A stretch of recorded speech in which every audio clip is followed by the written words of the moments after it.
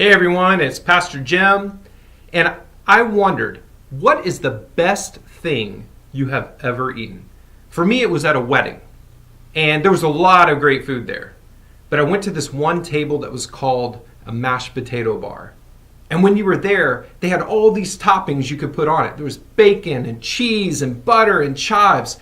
But when I got to the end, I realized they had chunks of lobster and drawn butter. The best thing I have ever eaten. It was amazing.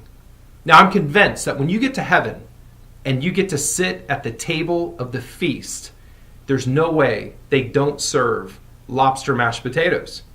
And not only that, the Bible is obsessed with food. The first command in the Bible, eat freely.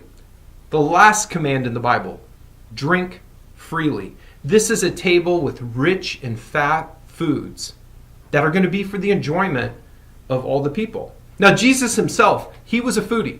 Whenever Jesus wasn't traveling around and he actually decided he wanted to stop in one place, we always find him reclining at the table and eating good food with bad people. And I think that's Jesus' idea of what a Christian's supposed to be. Somebody who sits at a table eating with bad people.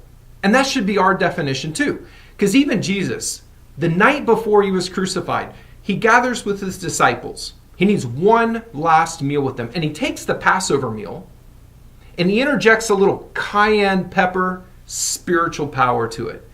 And he lets them know that he's going to be present with them from that point on.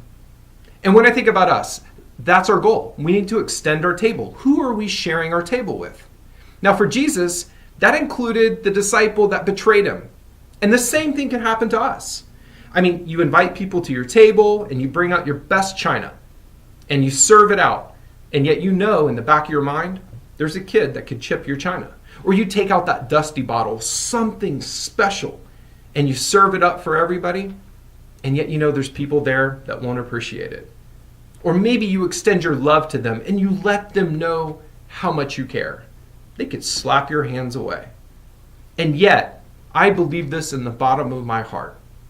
If you want to give people an invitation to your table, you're also giving them that meal ticket that gets them to the table of the feast in heaven with the Lamb of God. And so maybe that's the message we take away.